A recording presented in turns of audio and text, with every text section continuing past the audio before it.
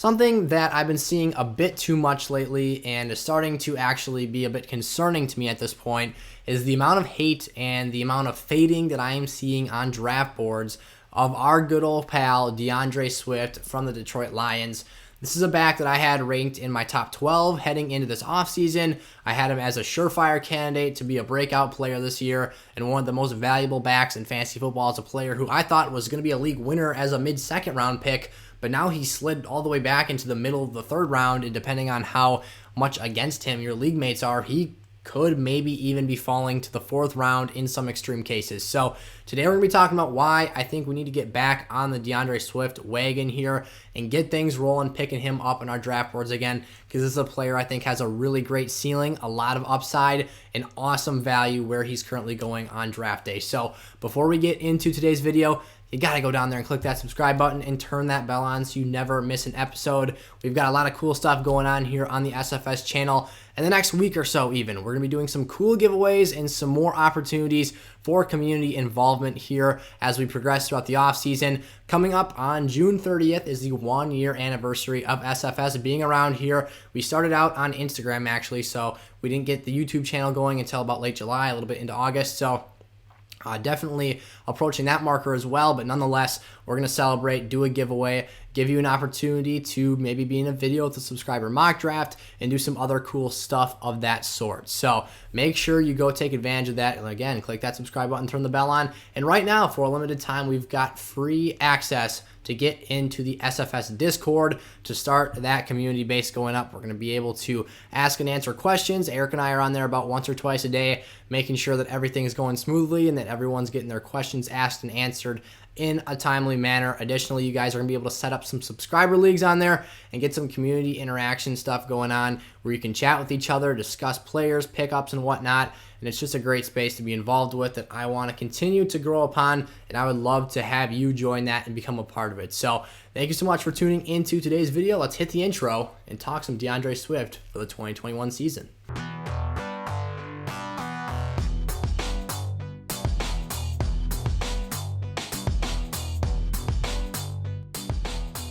Before I even get into any projection-based content here and start discussing why I think DeAndre Swift is going to exceed his value for next season and outperform our expectations, or at least the general community's expectations for him, and be a better fantasy player than we ultimately end up expecting him to be, we got to go back. We got to talk about 2020, recap that season, and talk about what went well, what did he struggle with, and what are things that I think he can build on for this coming season.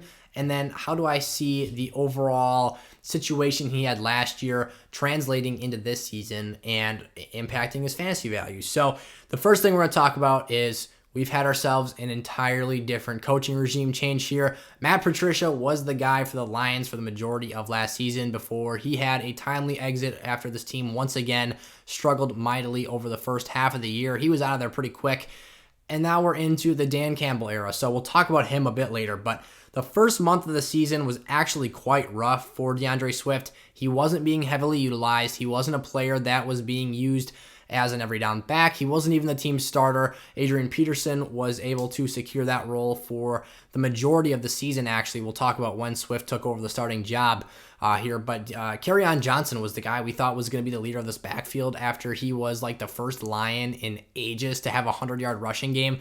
He just couldn't stay healthy, and that ultimately derailed him, led to his exit this offseason in Detroit, so he's not even there anymore. He is in Philadelphia now, and I believe he's only a third-year back. Maybe he's in his fourth season right now playing for the Eagles, but I don't expect him to overtake Miles Sanders there either. So definitely some unfortunate events that played out for Kerryon Johnson there, and as a player who had some decent dynasty value, I think unfortunately some players got burned with the fact that his fantasy value plummeted seemingly overnight when he got cut from the team and when he lost the starting job here, which we knew was inevitable once Swift got picked. But nonetheless, so Swift was almost strictly a third down back for that first month of the regular season. He came in on passing sets. He would do work in the receiving game, virtually was his role.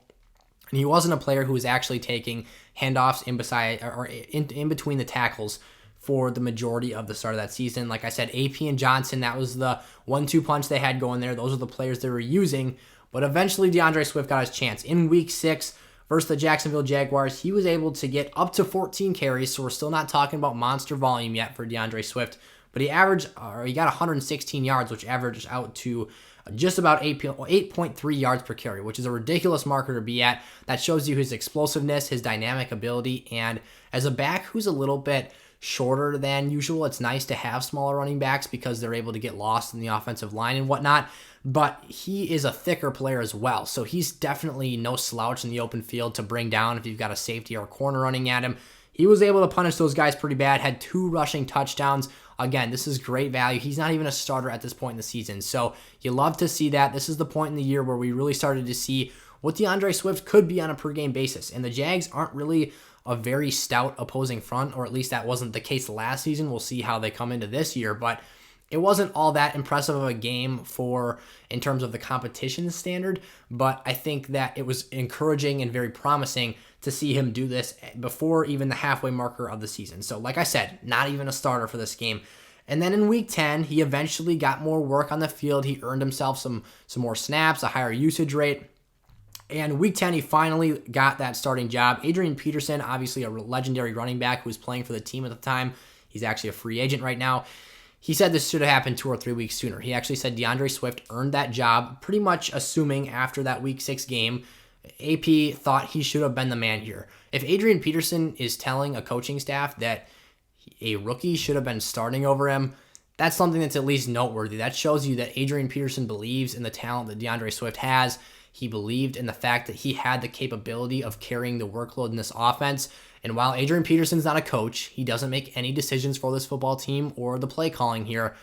That's pretty high praise from a player that's done the legendary things he's done. So that at least speaks to what Swift's shown him in practice, what he's seen out of him from a potential standpoint, and the ability he has to produce throughout the rest of his career. So I loved to hear that from Adrian Peterson. And the next start he had against the Washington football team, he averaged 5.6 yards per carry. Again, that's a very high marker. We're talking about if you're in the mid 4 yards per carry, that's a really, really solid clip to be at. And for a high volume back, that's right around the marker you want to be. But the injury bug is really what ended up killing him last season. He ended the year, he didn't end up playing all that many games. He was only in 13 contests, I believe.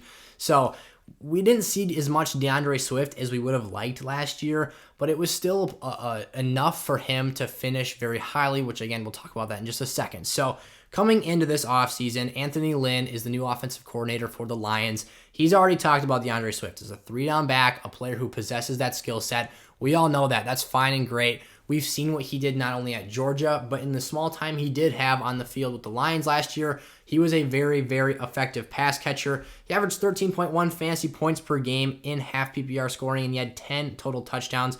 Again, just 4 starts on the season for him, finished as RB17. So a player who literally started 4 games. This is like handcuff level production, or volume, I should say, because he was coming in and being extremely, extremely effective with the touches he was given. And to finish as an RB17 in a 12-team league means that you're essentially a top half of the board RB2. But that means that those numbers that he was putting up in the games he did play, remember, he only played, 13 games, 14 games? This is a guy who was missing time, didn't get starts, and still produced a high level of output regardless of everything else going around in this offense. So to project him out for the 2021 season, Dan Campbell is very, very adamant he wants to run the football with this team this year. He is going to make that a priority. And I think that that's where the strength of this offense is at right now. You can talk about the weaknesses they have. They have a lack of elite talent on this roster, but he went out there, took Penei Sewell. He fell right into his lap with that 7th overall pick. That was a blessing. He's going to be playing right tackle because they already have an elite left tackle with Taylor Decker on the other side and Frank Ragnow playing center. That is a very, very, the guards aren't that amazing, but they're good enough to get the job done. It's a very, very elite 3-man group to have. Obviously, there's 5 guys in the offensive line, so everyone's got to do their part, but it's a pretty dang good start if you ask me. And again, those are some maulers they've got up there, so a smaller back like Swift, he's going to get lost. He's going to bounce through holes, explode into the open field, and he was one of the best full tool set running backs we saw out of that 2020 class, because this guy can do just about everything that you want out of a 3-down dynamic back. And he only had 114 attempts in 2020. That is not a lot of carries at all. If you want to talk about a guy like Jamal Williams, who was the handcuff, and I say that loosely because Jamal Williams was more like a 1B option for the Packers last year. He actually played on 40% of their snaps last season, and he saw 119 carries alone, and he had 150 total touches last year. That's a lot of opportunity that we're talking about for a guy who was not a starter last season. And when he comes in here and he won't be the starter for the Lions, barring injury. Jamal Williams is the RB2 in this offense. He saw more volume than DeAndre Swift did last year while starting some games. So there is going to be a lot more work to be had for DeAndre Swift. 114 carries is nothing. You talk about a Derrick Henry, and DeAndre Swift will never scratch the surface of what Derrick Henry did from a volume perspective last season. But just to put that number in context, Derrick Henry ran the ball or had total touches of 397. So literally almost a 400 touch in one season player. If DeAndre Swift can even match the total that Aaron Jones had for the Packers last season, again, this is relevant because we're putting it in the context of a back who played in the same backfield as Jamal Williams. Aaron Jones only had 202 carries, I believe it was last year. So 201 carries. 52% snap share in that offense. That's still a massive workload increase for DeAndre Swift. And if you want to go back and connect the dots here, put this into even more context, that's where that only 114 carries marker came from for DeAndre Swift. He wasn't starting games. He wasn't the lead back for the whole season, and he still put up these crazy good numbers. And maybe 10 touchdowns is a little bit inflated for a rookie who didn't play all that many snaps, but it's still a really encouraging sign to see from such a young player with so much talent and stuff around him from an offensive line perspective to get the job done. So the Lions, if you want to say this, you can say the Lions will be a bad football team, Gavin.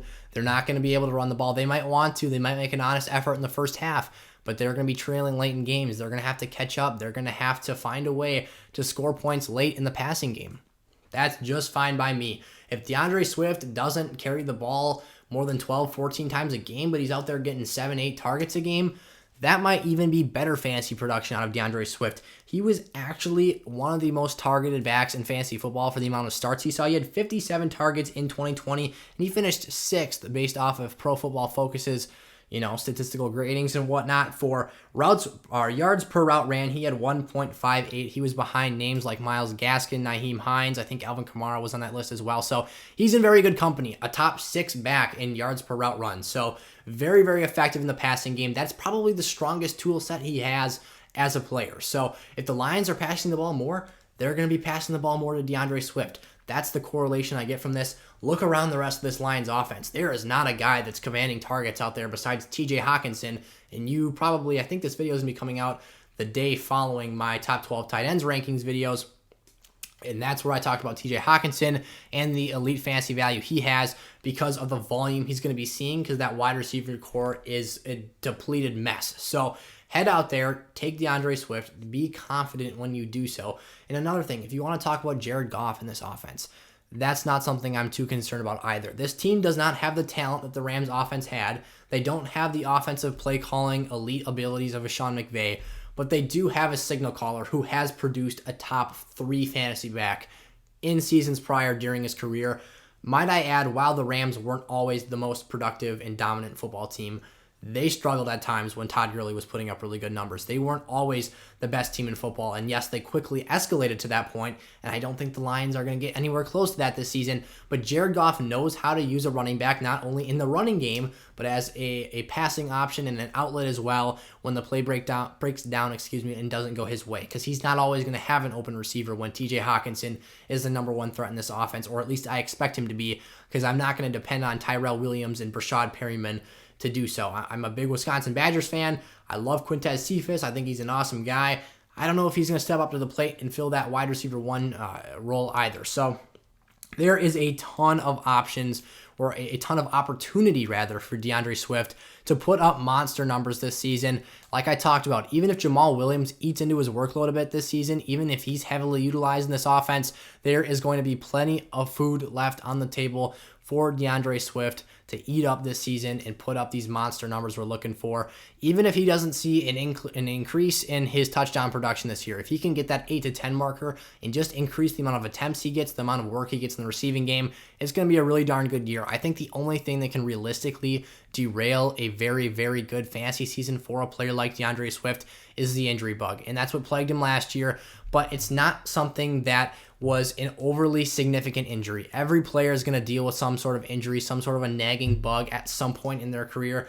I mean, I know Julio Jones is getting older, but just to use him as an example, a dude who's literally a freak of nature and a complete physical specimen was dealing with a hamstring issue that completely brought him down a level from where we've seen him at in years previous. So obviously a guy who's past his 30s, but hamstring injuries will kill anybody if that's the situation you're dealing with, because you just can't run when you've got that type of a nagging issue. So DeAndre Swift, I'm not worried about him at all. As long as this guy stays healthy, he's going to be a top-end fantasy performer for all league formats this season and a player you absolutely want on your roster. If you can snatch him up as an RB2, maybe you even get him. If you want to go RB heavy and pick 3 running backs in a row, DeAndre Swift is one of the few players I would not have an issue doing that with, because I think he has that much upside this season. And with that role on your team, he's going to come out there, exceed expectations, and give you that league-winning upside that we're all after in 2021 fantasy football. All right, if you're still not in on the DeAndre Swift bandwagon here, that's all right. Go down in the comment section below. Let me know why you still haven't bought in